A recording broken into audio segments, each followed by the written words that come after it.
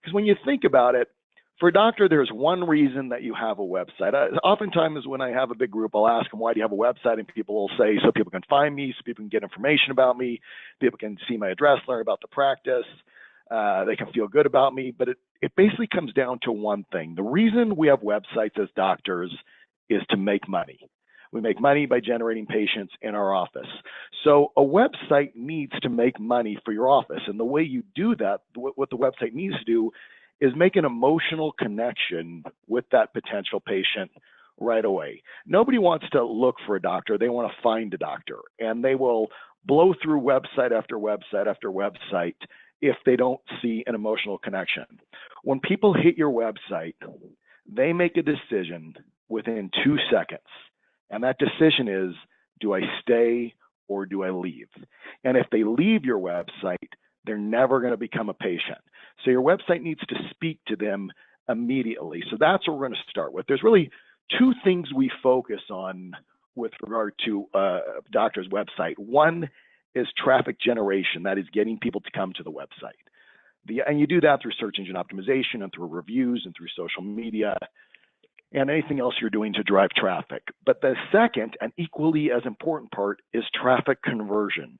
That is, once they hit that website, getting them as quickly as possible to contact that doctor, whether it be by phone or email, that got them, or chat, they need to make contact. That's the goal of that website. So I'm about to put up 6 websites right here, and this is the poll question that we have. I want you to write in immediately, as quickly as possible, which website you like the best here.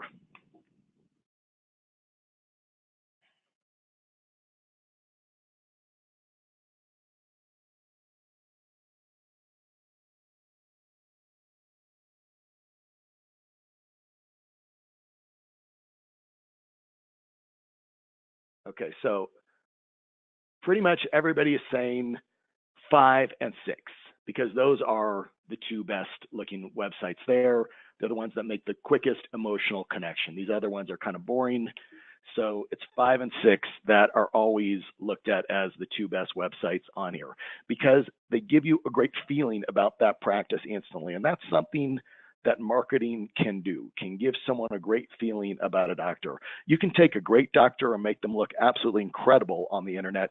You can also take a mediocre doctor and make them look pretty darn good if you market them correctly. So as I said, the website has 2 primary functions, patient generation and patient conversion. You have to be good at both in order for your marketing to be successful. You could have the most beautiful website in the world, but if no one can find it, it's not going to make you money. And you can have the best placement that everyone can find, but if the website doesn't convert patients, it's not going to make you a lot of money. I'll give you an example. A few years ago, my son was at a summer baseball practice. He was about 10 years old at the time. And someone was throwing a ball to a kid in the infield, and the kid was short and was going to miss it. So someone yelled to my son, "Look out, Zane." He looked up, the ball came, hit him right in the mouth, ended up bending 2 of his teeth back, or 1 of his teeth back. Luckily, I had a friend who was a dentist who lived a few houses down from the field. We went over to his house. He took us to his office and bonded the teeth back together. But a few years later, my son needed a root canal. So his pediatric dentist gave me the business cards of 5 pediatric dentists, or 5 endodontists in town. And I looked at them, and 3 of them, or 2 of them, didn't even have websites, so I didn't even consider those doctors. The other 3 had websites, but they just weren't good, so I also didn't consider those doctors either. Then I went online and went through a bunch of different endodontist websites and found one that looked really, really good, and looked on this website. And within 45 seconds, I called up these doctors, and that was on a Thursday, and they did my son's root canal on Tuesday. Now, those other 5 doctors that I had the business cards may have been the best endodontists on the planet, but their website didn't say that. And that is what we're talking about. You have to have a great web presence to make people feel good about you. So the things we're going to talk about are creating a great mobile experience, growing your content strategies, your reputation management, boosting your ROI with paid search, and engaging in consistent social media. So first of all, you have to have a mobile responsive website. Most people have mobile responsive websites at this point. A mobile responsive website is a website that is going to work perfectly on all devices. So it's going to work whether your iPhone is horizontal or vertical, same with an iPad, whether you're on a laptop or on a 24-inch Mac screen, it's going to work perfectly. If you are not in a responsive website at this point, you need to get into that. I don't care if your website is mobile friendly, if it's mobile adaptive, if you have a separate mobile site, those are all at this point antiquated terms. You need to get into responsive. Almost 3 years ago was MobileGeddon, or a little over 2 years ago. That was the day that Google changed their algorithm where they started giving people preference, especially on mobile search, if you had a mobile responsive website. So if you're not in mobile responsive by now, you're missing out on that mobile search bump as well. And we're seeing on our clients around 60% of traffic is coming from mobile. So you really need to have a comprehensive mobile strategy. Americans spend an average of 4.7 hours on their phone each day, and they're doing their research on their phone. Digital marketing should be viewed as part of your overall marketing effort. So you have to figure out ways to promote that content. You have to figure out ways to get your name out there and be loud to Google. It used to be that we could build a website, have great content on there, have great site architecture, and I could get to the top for anything I wanted to be at the top, whether it was San Francisco dentist or plastic surgeon or dermatologist, orthopedic surgeon, whatever, without doing much more to that website. Those days are long gone. Now you have to be the loudest kid in class, raising your hand to Google, saying, pick me, pick me, pick me, pick me, all the time in order to get Google to like you. And one of the best ways to do that is by providing good content to Google. You also have to be getting good reviews and have good social media, but content is very, very key.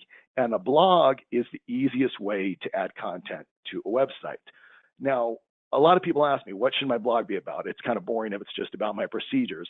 And that's probably true. Remember, if you think about what Google is and where Google came from, Google was started by two guys at Stanford who realized many years ago there's probably a better way to find books in a library than going to the card stacks like we all used to do. And they said, if we could actually digitize this content, if we could put these content on computers, maybe we could write an algorithm that would allow us to search that content much quicker. And of course they did that, and they changed library search forever. But then they said, maybe this will work on the internet. We could rewrite this for the internet. At the time, the big search engines were Yahoo, Netscape, and AltaVista.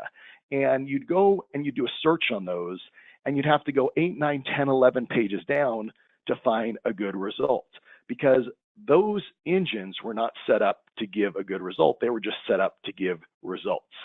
And so once Google came out, well, actually a funny story is the guys, once they wrote this Google algorithm, they took it to Yahoo and offered it to them for $1 million, and Yahoo turned them down. Probably biggest business mistake ever. So once Google came out, once they put that online, all of a sudden you weren't going past page 3 or 4 at the beginning, which was a lot better than page 9, 10, 11, or 12. And then they've been refining that algorithm literally every day for the last 15 years. Till now, you rarely go past the top of page 2 because you get a great result right away. So what Google's looking for is the best resource. And really, they've gotten hyper-local. So the best local resource. Well, what does that mean? Matt Cutts, who's a former head of spam at Google, but also kind of the voice of search at Google for many, many years, and he was the one that everyone looked to in the search community to kind of figure out where Google was, where Google was going. He said at a conference a few years ago, our favorite website, Google's absolutely favorite website, is Wikipedia, because it's all content, it changes all the time, it's all original, it's all unique. So if you want to excel on the engines, one of the things you have to be is a fabulous resource for your particular medical specialty. And that means having a lot of great content. And also it means adding content all the time. Think about what Wikipedia is. It's original, it's unique, it's constantly changing. And that's what you want your website to be. You cannot use other people's content. You cannot use content that a company gives you. If it's like a Botox or some other filler, that is not going to help from a search engine perspective. You want Google to think of you as a content provider. A lot of doctors say to us, well, that's such a pain to write blogs and to write content. It is, I understand, but it's the smartest thing you can do. We have over 1,800 clients here at Advice Media, and a lot of them will ask us to write content for them, and we do that. We will do it, but I always say to them, it's not what you should do. The best thing you should do is write content for yourself. Now, no doctor wants to write it, but there's a very easy way to do it. If you go through your website and you look at, and depending on what type of doctor you are, you might have it set up by different procedures you do, different services you offer, or different problems or issues people might have. However it's set up, every one of those procedures, problems, issues, services needs to have a separate page on your website. And on that page, you start off with a definition or description of that procedure, service, issue, product, whatever. And then you follow that with questions and answers. If you could write out the top 10 questions you get when patients call you or when they come in the office, and then write out your answer exactly the way you give it. Don't look online for the answer. Don't look in any book or pamphlet for the answer. Just write exactly what you say. You will have tons of fabulous content because it's going to be original, it's going to be unique, it's going to be in your own voice. The problem with having someone else write your content as well is you'll often spend as much time editing that content and changing it to make it your own as if you would have just written the content yourself to start with. So if a friend came to me and said, should I hire someone to write content? I would say, no, you write your own content. It's the smartest thing you could possibly do. And it's really the backbone of your web page from a search perspective. We use the words on a website to get people to the website because that's what Google needs to see. Once they're there, it's the overall vibe and feel of the website that is going to get people to pick up the phone and call. We'll get into that in a little bit later. But blog articles are another great thing to do. It's an easy way to add content to your website. If you're thinking about what kind of things you should write about, there's kind of 4 quadrants of blogging for a doctor. The first quadrant is industry related. So let's say dentistry, for instance. So it could just be anything about dentistry, Invisalign, braces, whatever it might be, just something industry related. The second quadrant is local industry. So how to have a bright smile this summer in San Diego, or top 10 ways to have to have great teeth this summer in San Francisco, whatever it might be. So you're getting your local industry. It's more of a fluff piece, but it is providing good content to Google and it's making you out to be expert. Now, the third thing, which you might find a little strange, is strictly local. So it could be a restaurant review, a movie review, a theater review, an art installation review, something about a charity event that's happening or some event that's going on in your community. Now you might be thinking, well, I'm a dentist. Why would I make something like that? And again, we go back to Google's looking for the best local resource. So when you're an overall resource, Google is going to like you for more things, and it's going to think of you better for your dentistry or your dermatology or plastic surgery, whatever it might be. The fourth and final thing, and you can choose whether this is appropriate for your practice, is specials. So if you're doing specials, you want to blog about those specials. So again, it's industry, local, and specials. Those are the things you should be focusing on for your blog, 25% on each of those. Videos are another great way to provide content. More than 1 billion people use YouTube every single month. YouTube is the second largest search engine in the world behind Google. And you know who YouTube is owned by? Google. Mobile makes up almost 40% of YouTube's global watch time. So people are watching these videos on their phones at all times. And think about your patients. Think about what they're doing in their daily life. They're at work, they're at lunch at work, they're on breaks, they're watching stuff on their phone. Maybe they're in a carpool line picking up kids at the gym, whatever. They're watching videos on YouTube, and videos instill confidence. The other great thing about videos is, especially YouTube videos, YouTube digitizes all the content in your video. So every word that is spoken is written out basically by YouTube. And if you go on a video on YouTube and you click on CC below that video, which stands for closed captioning, you will see all of that content. You can also click below video, it will say more, and then transcript, and you could see the entire transcript of that video. If you are doing videos, you want to make sure you're speaking very clearly, but you also want to go in as the video owner, you can go in and adjust that transcript so it says exactly what you're saying, because oftentimes they won't get all the words properly, and it'll actually be pretty funny what it says, but you do want to go in and correct that. When you're adding videos to your web presence, you want to put them on YouTube first and then put them on your website from YouTube. You want to embed a YouTube player on your website. It'll make your website load faster. That content will be looked at by Google, by YouTube, and that YouTube video can actually come up in local search rankings. So if someone is searching San Diego liposuction, there might be some websites that come up, but oftentimes there'll also be videos that come up if they are done properly, if they're coded properly, and if they have good content. Videos provide tons and tons of content. They also keep people on your site longer, which is a factor in Google's search algorithm. So it's just a great, great thing to have. So your reputation. If you're not managing your reputation, someone else is. And the second line is so important. The only thing worse than a negative review is a negative review you don't know about. You need to be keeping an eye on all of the important review sites. There's a lot of tools out there to do this. If you don't know about them, you can contact us and we can walk you through some different tools. But it's very, very important. You need to know if a bad review is out there. You even want to know if a good review is out there.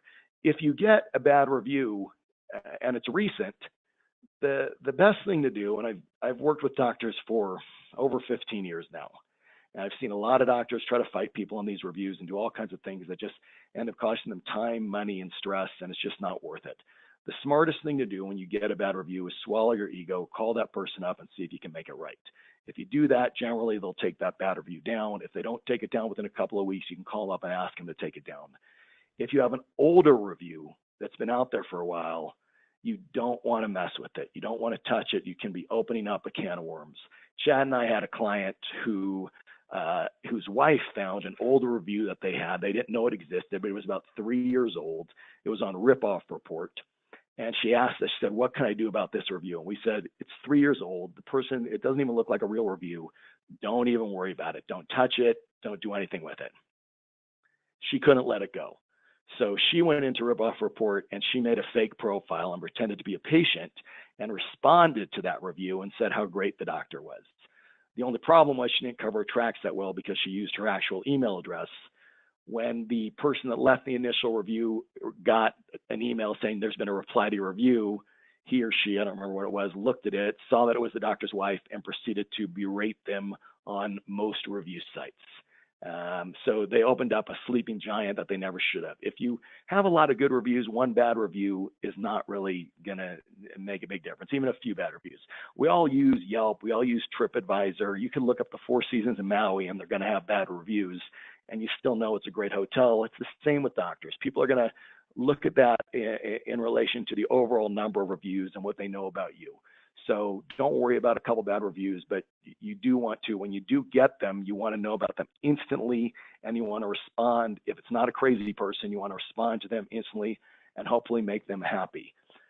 You also want to make sure that on all the review sites that you are listed consistently. And what that means is that it's the same name, address, and phone number. It's also called your NAP data, which just stands for name, address, and phone number, or a citation. It's the same thing. Anytime your name, address, and phone number is listed, that's called a citation.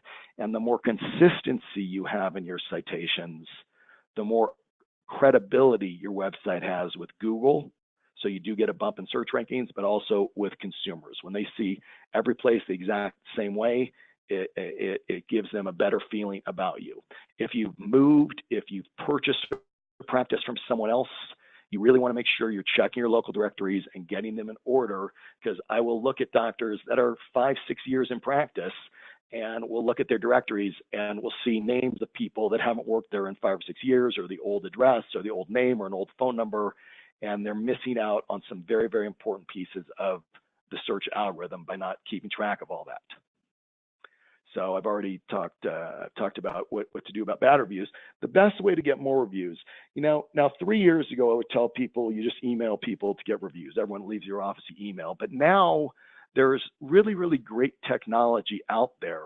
And every time I go to a show, there seems to be more and more technology out there to generate reviews. We offer something called Review Power, which is a great tool. And what it does, and a lot of these kind of do the same type of thing. You put in a patient's email address, but you want to make sure when you're asking for a review, you're asking for it at the appropriate time, which means if they got a filling, it might be the next day. If they got Botox, it might be 4 days later. If they got breast augmentation, it might be 2 months later. Whenever they feel the best about their service, that's when you want to hit them up for the review. If someone gets a breast augmentation and leaves your office, right then is probably not the time to ask for the review. You want to ask when they feel great. But all of these services will allow you, and what Review Power allows you to do is put in a patient's email address and it sends them a 1-question survey. Would you recommend this doctor? Or did you have a good experience at this practice? If they answer yes, then another screen comes up that says, would you mind sharing your thoughts with the community by clicking here or here? And you can give them your Google+, you can give them your Yelp, your health grades, whatever you want to give them, wherever you want to put them, wherever you feel like you need more reviews. I highly recommend Google+ primarily, and then Yelp. And the reason is, if you look at the way Google is returning the local search results, those map listings, generally the ones that come up at the top have the most reviews, especially the most 5-star reviews. So if you don't have a lot of Google+ reviews, you really, really want to be pushing as many reviews possible to Google+. Also, it's the first thing people see on the internet. When they see that and they see you have a ton of reviews, they're going to feel very, very good about you right away. It's also going to scare away the competition if you're in a small town when people are thinking about moving to that town. If they say, oh my God, this dentist has 250 reviews, how can I compete with them? It's a very, very smart thing to do. But if they answer no or in the negative, that they would not recommend that doctor or they didn't have a good experience, then what these services do is they give you an internal survey. So it will ask them questions about why they had a bad experience, and then that survey just goes to you. And then you can use that to call them up or to fix things that are going wrong in your office. Google Ads. A lot of people think, do anyone click on Google Ads? The answer is 100% yes. Google made $89.5 billion in 2016. 90% of that revenue is from paid ads. Recent data shows that nearly half of all clicks online are related to some type of paid advertisement. That's where people are now beginning their search, not just when they're ready to buy. So it is a great way to get your name in front of a lot of people, way more than regular search can. Now, there are ways to do it very, very intelligently. So a lot of people think that it's just bidding the most is going to get me to the top. And your bid is part of how Google ranks people. But one thing you need to realize is Google wants better advertisers at the top. By way of example, if I put up an ad and someone clicks on it, they don't see anything they like and they click off of it immediately, that person got a bad result. But in Google's eyes, we have cheapened Google to them because that person is less likely to click on another ad, and Google does not like that. Google's looking at the big picture, which is the really smart way to do this.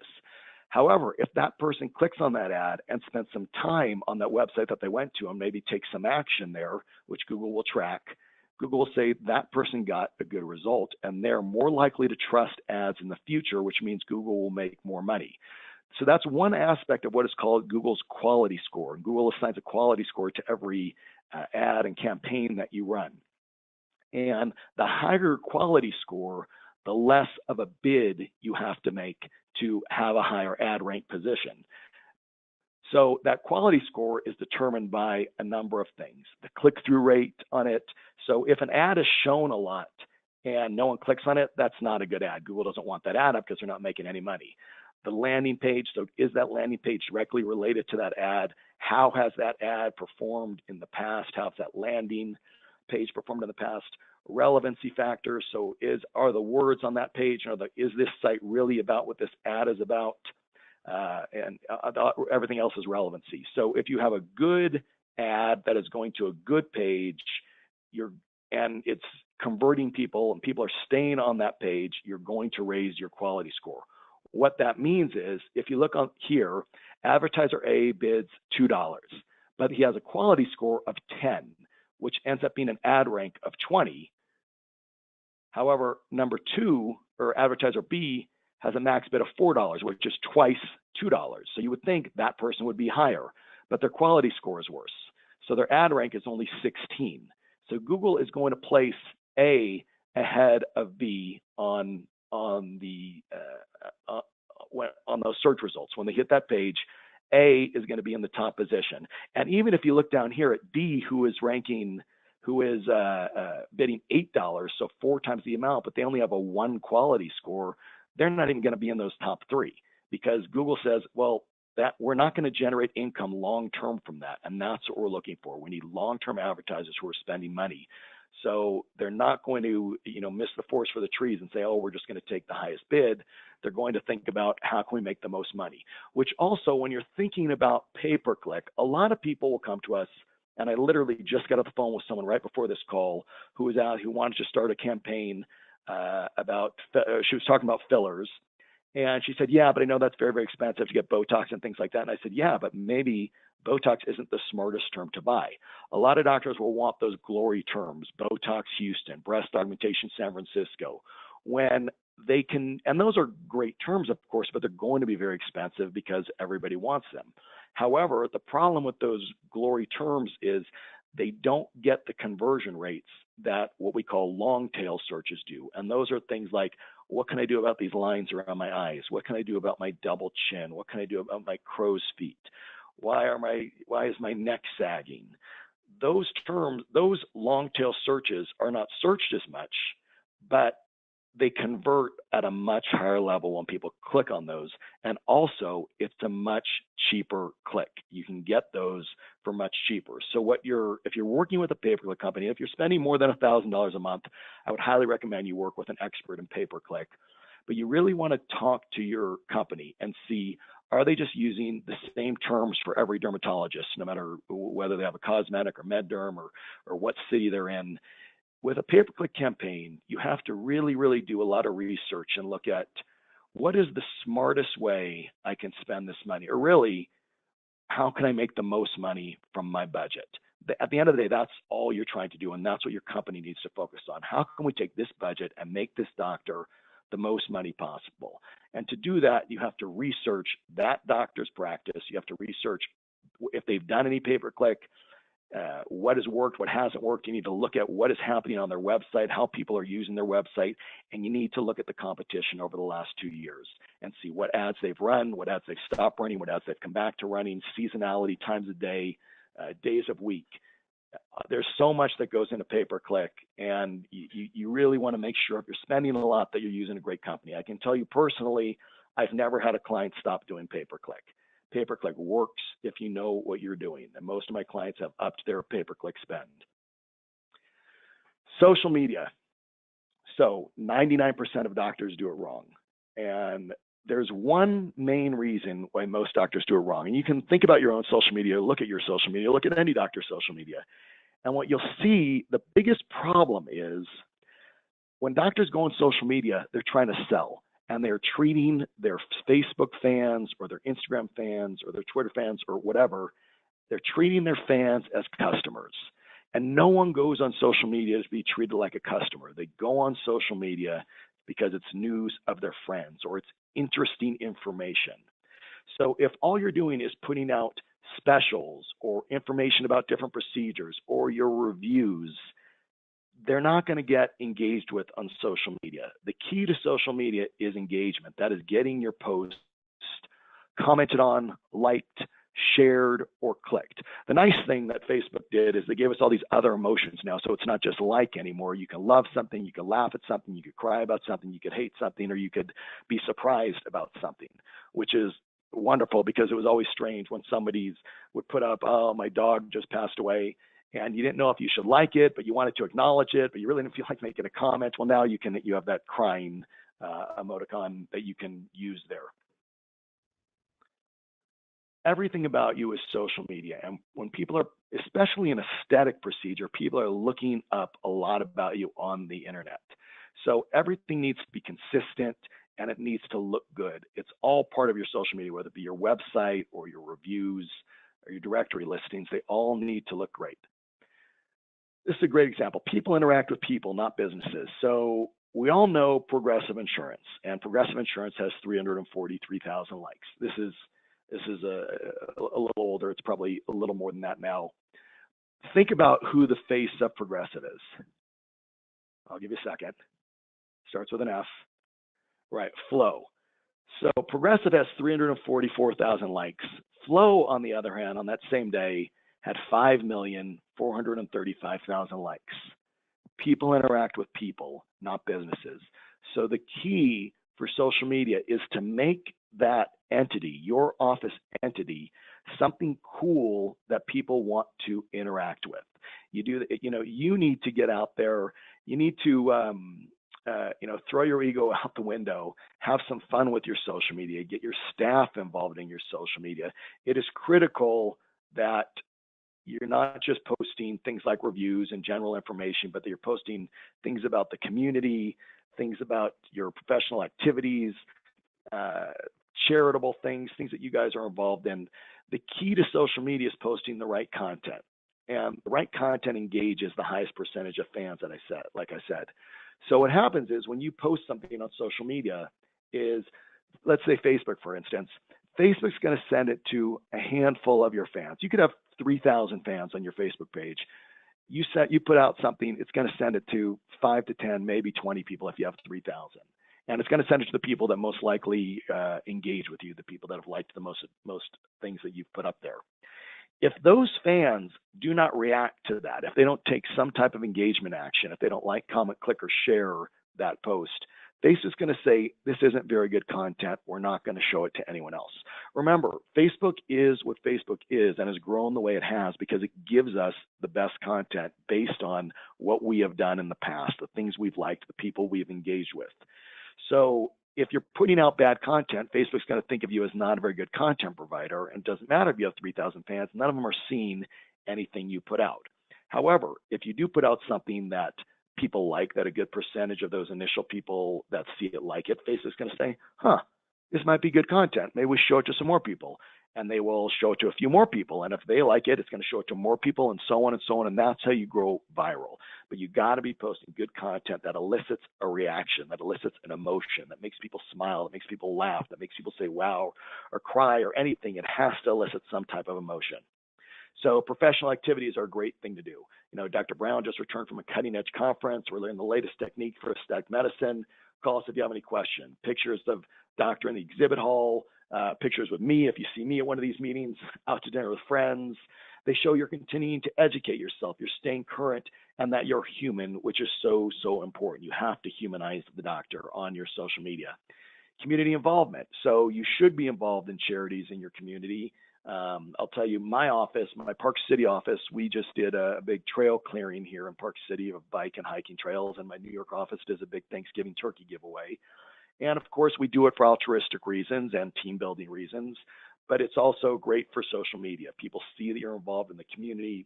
People want to be involved with companies that are involved in their community, especially if you're in a smaller town. But if you're in any town, it's a great thing to do. Community events. Even if you're not involved in those events, it's still a great thing to do. Here in Park City, if we said, hey, who's going to Park City Market, which is this great market on Main Street on Sunday mornings, a lot of people would click like or that they're going to it. Or if you say, we're going for lunch to the farmers market at the Canyons, a lot of people go to that, and they would make them happy. Who's going to Art Fest this weekend? Go Bears, beat the Wildcats. You can put something about a local high school, local college, even local professional sports team. Go Astros, beat the Mets. People are going to like that. It has nothing to do with your medical practice, and most of these things that I'm talking about don't, but they do get emotions generated. They do get engagement generated on social media, whether it be Facebook or Instagram or Twitter or whatever. You want to get that engagement. So now we're going to jump into our website evaluation. Somebody wrote in, Dr. Dollar of Dollar Dental, thank you very much for that.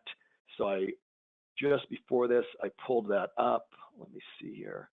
So here we have the Dollar Dental website, and I have not looked at it all. So this is 100% live. The only thing I did do was I pulled up some analytics on it. So we have a great,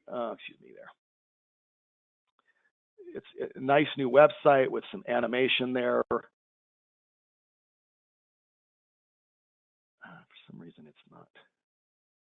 I'm sorry here. Okay, there we go. It's moving there. So we have some animation there, and it's a good looking website. Now, again, you got to think about, is this generating the emotion that I want it to generate? I look at this and I can't quite figure out what the message here is of this. And I'm sorry we can't just open up your phone, Dr. Delder, so maybe you could tell us. But again, you have 2 seconds to emotionally connect. Now, it is a good website. It's a good picture. It's full screen. It's responsive. So that's all wonderful. I don't know if this adds anything. Another thing I might say is I love, love, love this picture right here of you with your family. I might even get that a little higher. Another thing you might want to think about is getting here maybe a picture of your entire staff. With the type of practice this is, I think it'd be wonderful to have the whole staff there. Remember, people don't want to go to the dentist. People don't really want to go to any doctor. They want what you can give them. They want that after effect. I often ask doctors, what do you cure? And it doesn't matter whether it's a dentist, a plastic surgeon, or orthopedic surgeon, what do you cure? And they'll tell me they're very medical things. But at the end of the day, you guys cure depression. People oftentimes, if they're going to a cosmetic dentist, in this case, they feel bad about something. And they think that if you fix their teeth, they're going to feel better, or maybe they're going to have less headaches, or they're going to sleep better, or they're going to snore less. So I would get in some pictures here, and let me just make sure that there's not some sliders because this has been sitting here for a while that just aren't rolling through here. That might show some happy patients, people living the lifestyle that they want to leave. If you are a plastic surgeon, you want to show pictures of great looking people, great bodies, happy people. I like to have some testimonials scrolling through something like this. I'll just give you an example. Like this website here. You also want to connect to your city if possible. So there's a picture of that doctor's office, picture of the doctor and their staff, a testimonial, picture of the office. So one thing you want to think about is, what are your assets? What are the assets that your particular practice has that are going to make someone in your neighborhood defer in your favor? And for every doctor, that could be different. It could be a great looking doctor and the staff, although I've yet to ever see a picture of a good group picture by a quality photographer that doesn't look great, that doesn't make people feel great. And that's the thing, is that emotional connection. So if you have a nice office, you show it. It's okay to be successful and to make money. People want to go to a successful doctor. So if you have a nice office, use it. Use it in your marketing. If the outside isn't nice, just use the inside. If the inside isn't nice, but the outside is, use the outside. Sometimes it's the street that your office is on. Sometimes it's the school that you went to. Might be something that you put right on the first page.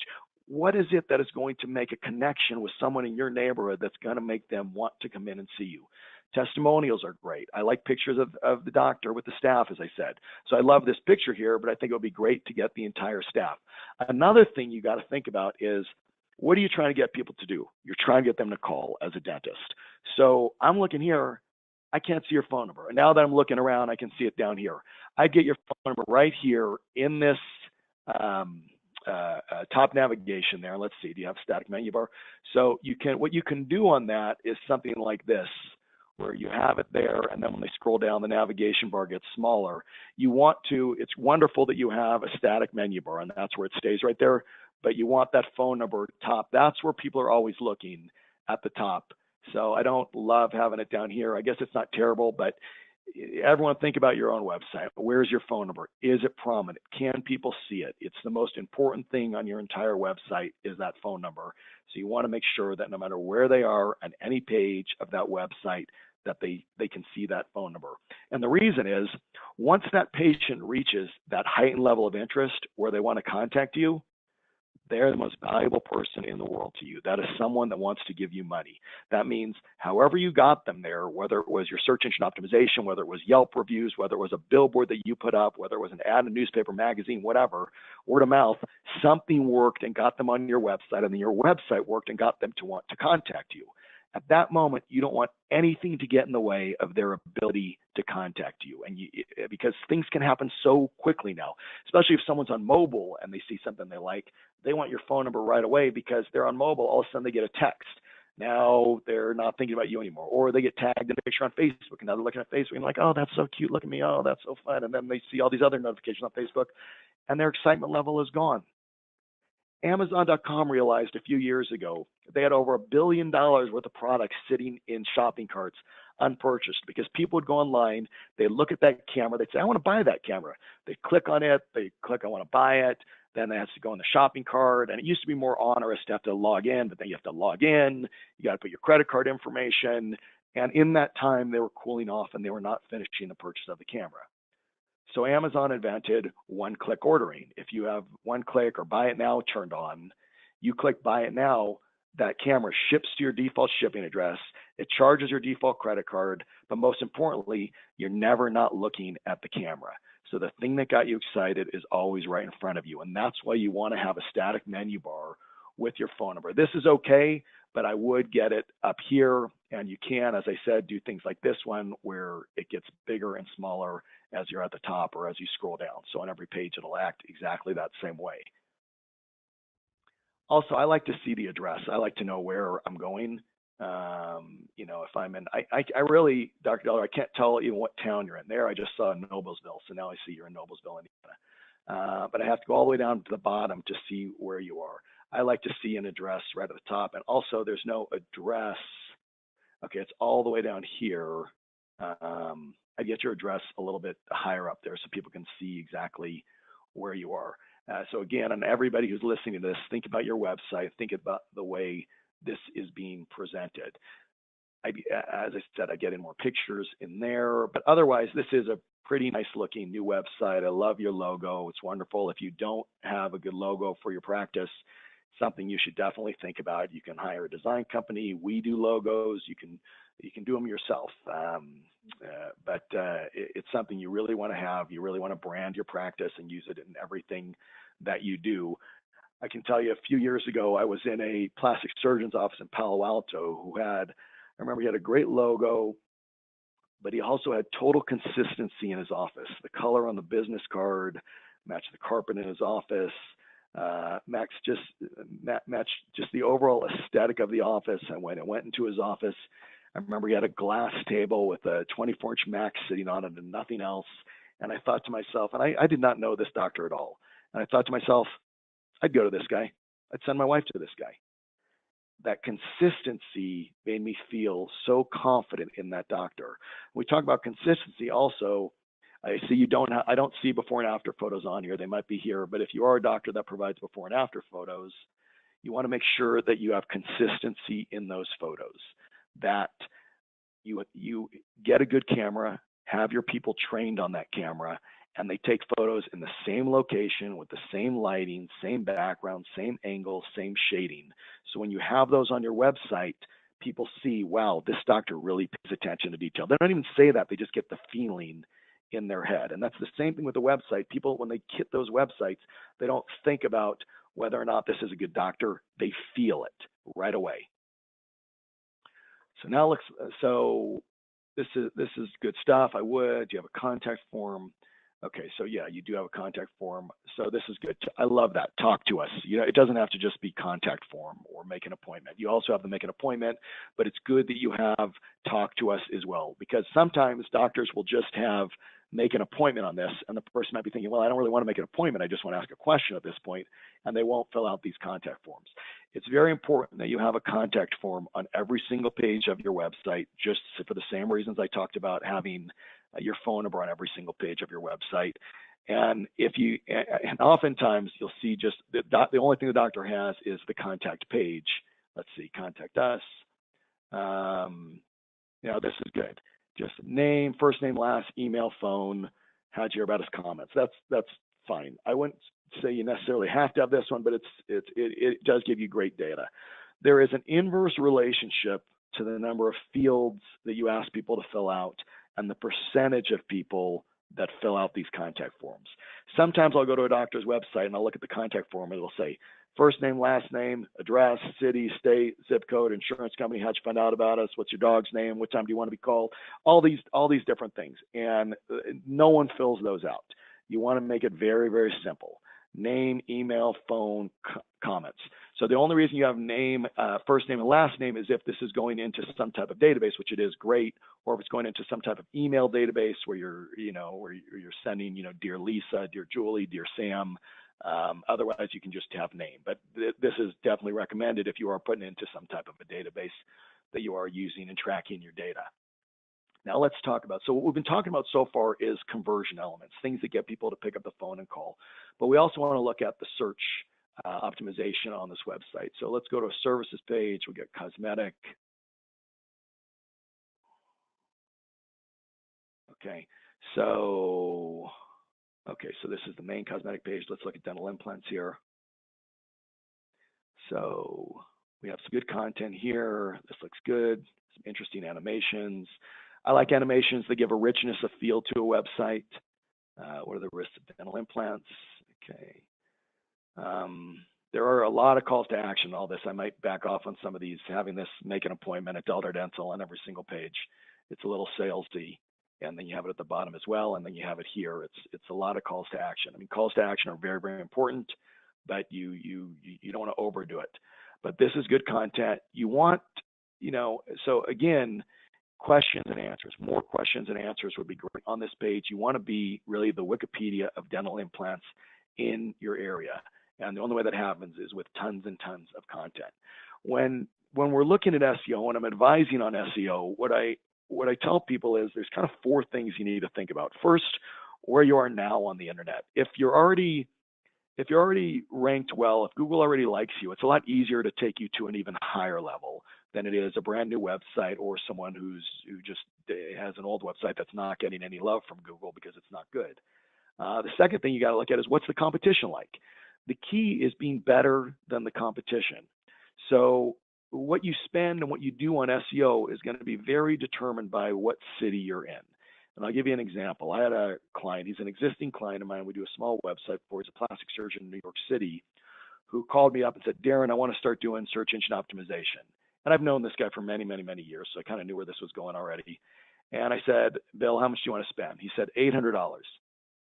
He's a plastic surgeon in New York City. There are over 500 board certified plastic surgeons in New York City, along with everyone else doing injectables that he is competing with. I said, so $800, it's not going to do it. It's just not going to work in New York City. So I said, Bill, keep your $800, find 2 of your referring physicians, take them to golf and to lunch. That's a smarter use of $800 than to give it to me. Because yeah, I could do the work, but is it going to get you more patients? Probably not.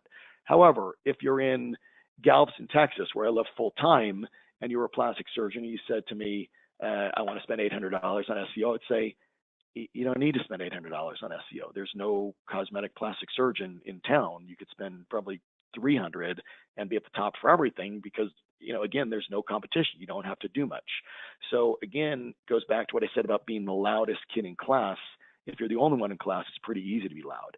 If the class is a giant lecture hall, then you got to do a lot more. It means more hours and more money, depending on what city you're in.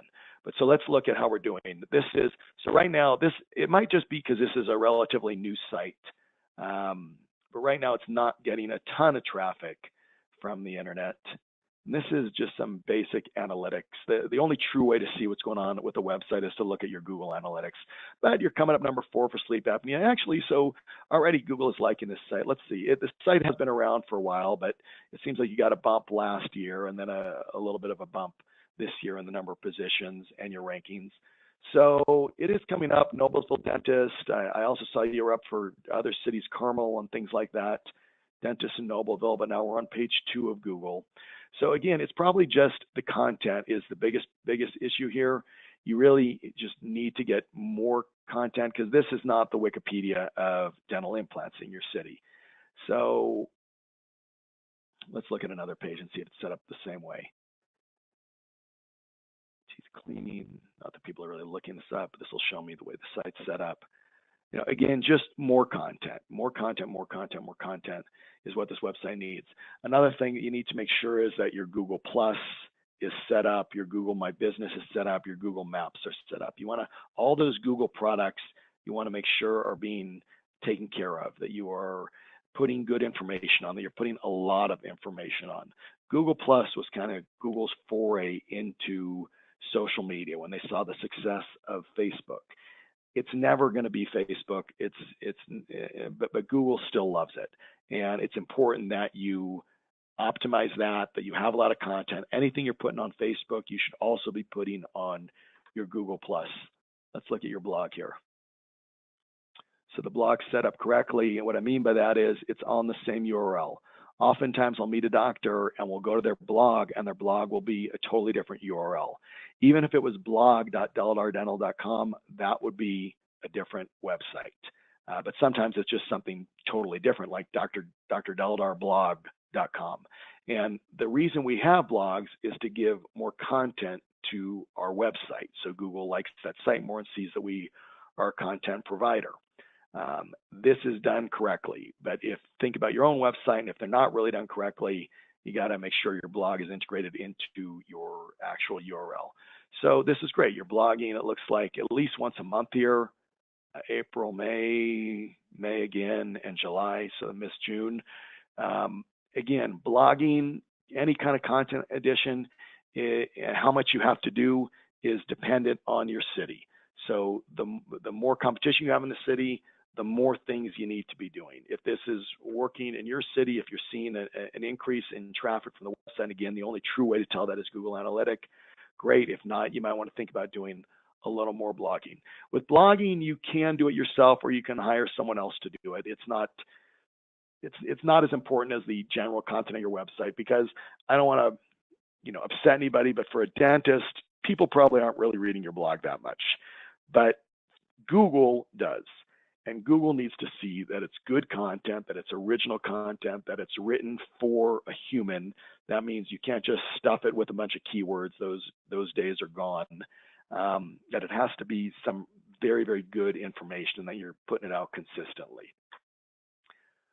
So I'm going to open it up to questions now, because we have about 5 minutes left. And Chad is going to have to do that. Yeah, Darren, thank you very much.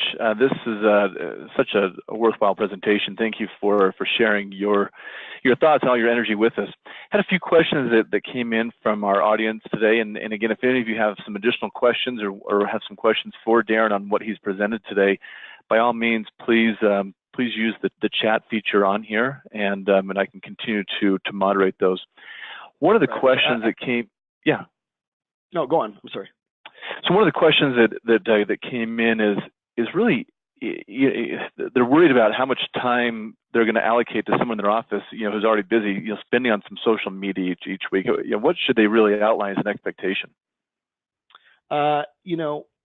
If that person knows what they're doing on social media, it should be no more than a half an hour a week. I would say for most offices, about a half an hour a week.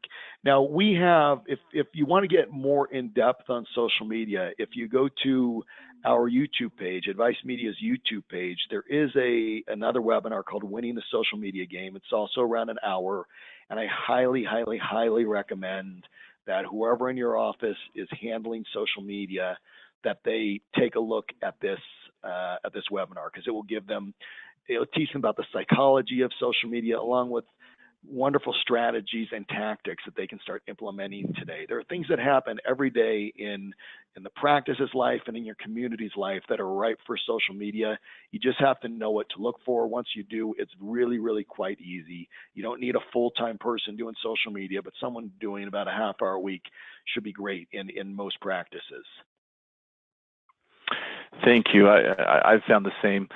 One of the other questions that came in is related to pay-per-click, and this is a question we get quite often, but the big question is, it's actually two questions. One is, can they do pay-per-click on their own, is the first question. The second part of that is how much should they spend on pay-per-click and allocate towards their monthly budget? Well, you can do pay-per-click on your own and I recommend it if you're not doing much, if you're not doing a lot of money. And the reason is you're going to have to pay whoever's doing your pay-per-click a management fee. And if it's too small of a budget, the whole budget's going to be eaten up by the management fee, or the company's just not going to take it. Once you get over about 1,000, 1,500, you definitely want to get someone professional in there if you are not very, very qualified. In order to be qualified to do social media, you got to go, to do pay-per-click, to get certified by Google, you have to go through around 65 hours of training and pass a test. And I can tell you, it's not very easy. So if you're not doing a lot, I suggest doing it yourself. And even then, research the heck out of it. There are tools on Google that you can use that they will teach you how to do social media. You can get a good picture of it. But once you get into a higher spend, you really want to have someone who's very, very knowledgeable on it, doing it. Now, how much should you spend? It depends what you're comfortable spending. Like I said, I have people that I know spend a couple hundred a month. I have people that spend $30,000 a month. It depends the type of practice you have. It depends your city. I can tell you this: if you're doing pay-per-click correctly, it works.